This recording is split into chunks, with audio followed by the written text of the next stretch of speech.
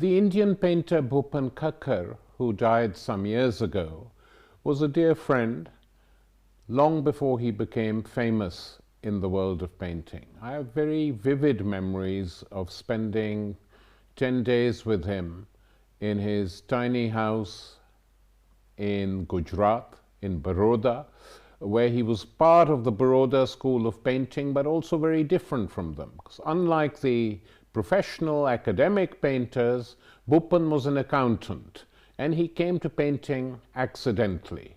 It was his eye for color, both in India and outside India, that captured the imagination of many of people who came to see his paintings. Howard Hodgkin, the great English painter, also a master of color, first saw BHUPEN KHAKHAR's work at the Biennale in Delhi, I think in the late 70s or early 80s, and thought that this was the finest work he'd seen and helped and encouraged him to become a full-time painter. His color, his use of color, his imagination, his depiction of Indian faces, of the Indian poor, people who worked with little stalls selling tea, street vendors, religious people, people in villages. These are the people BHUPEN painted. In the 1980s, for the first time, BHUPEN KHAKHAR's paintings were exhibited at the Beaubourg, the Pompidou Center in Paris, a very prestigious site, and he was very excited about it, and he wrote and asked whether I would film it, and we decided we would send a team, and we did, and filmed BHUPEN. It's the film you're about to see.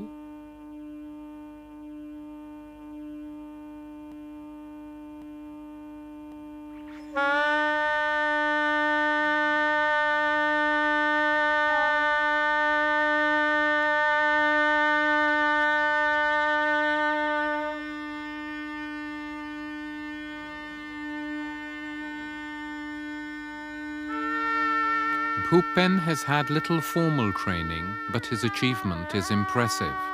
He is the only Indian painter who has succeeded in creating a rich and original synthesis of Western art and Indian cultural traditions.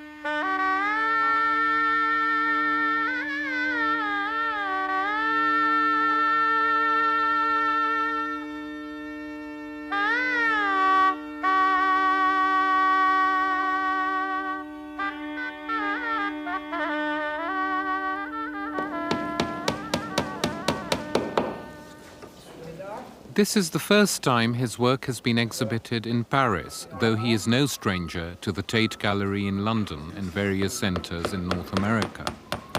Exhibitions for BHUPEN are a recent affair, as he didn't start painting till he was nearly 30. Why did he make such a late start? If I had started very early, I would not have known whether I really want to paint or write or do other things. As such, in the beginning, I wanted to really write, and I've written a few stories and short stories. Slowly, I think now I'm including my stories in painting, and I'm quite happy about it, because what one misses in one's direction, one gains in another one. The celebration of Guru Jayanti is a chronicle of everyday life. It took BHUPEN a year to complete the work. The message of the painting is mildly subversive. The Guru comes to town, but is casually ignored. This painting, reminiscent of Bruegel, illustrates BHUPEN's quality as an artist and a storyteller. It is rich in incident and figurative detail.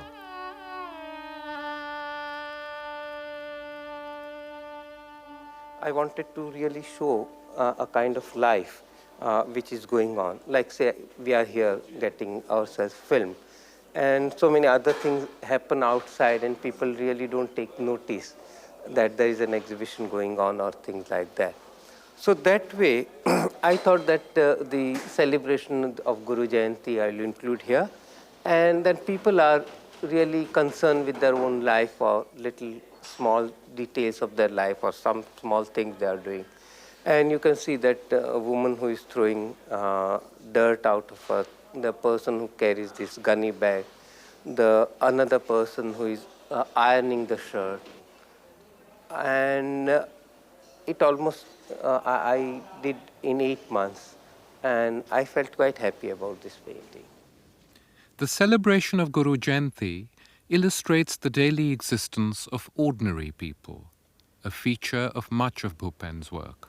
Well, right from the beginning, I was interested in my environment, the place I lived, people with whom I moved, and my friends. So slowly, right from the beginning, they had taken place in my painting. Uh, I think another thing is that the exotic thing uh, in the painting itself doesn't interest me that much, because the novelty of that wears out very easily. While our day-to-day things, it interests me because it is there all the time. Say, person sitting on a chair talking or combing his hair. You see them uh, totally unaware, and I think that is what interests me, how they look in their own surroundings. It was at the start of the 70s that Bhupen's work first began to offend the sensibilities of the all-powerful Indian Art Academy. During 70s, I started using very contemporary element, and I had done a whole series of trade paintings at that time, and like watchmaker, tailor, cobbler. Now these colors were very garish compared to the one I had used in my previous work, and people found that very vulgar, and I did not sell for quite a long time.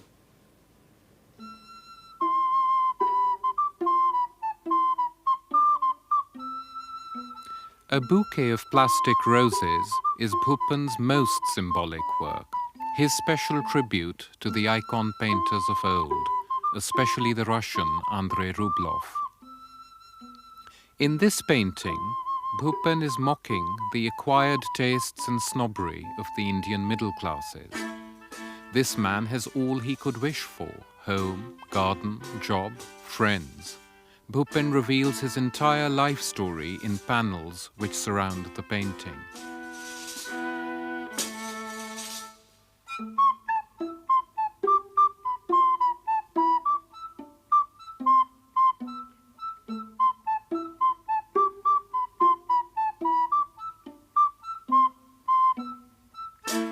But it is a closed and sterile world, empty and devoid of life. Like the plastic roses he clutches in his hand.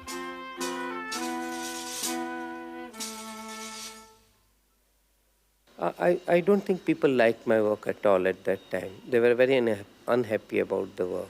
They thought that even today people think that the work which I had done in 68, 69 was much better than the work I am doing now. You Can't Please All, based on an old Aesopian fable, is perhaps Bhupen's answer to his critics. It's a story which is very amusing to me.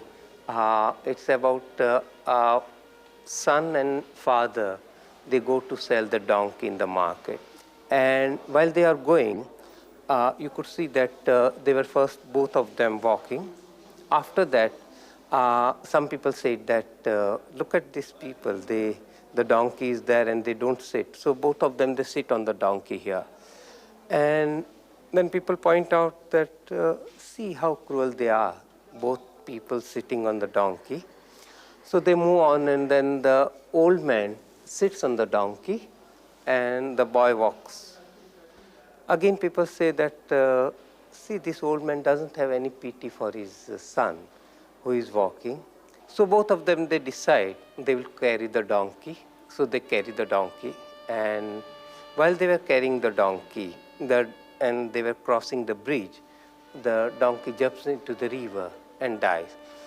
So when the donkey dies and they were burying the donkey here, the old man tells to his son, look, my son, in life we can't please all.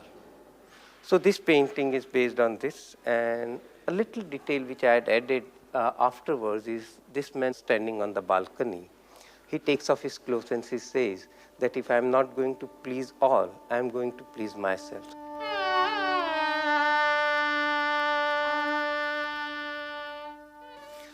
I think what one should do really is what one is, and one should really take the advantage of what one is.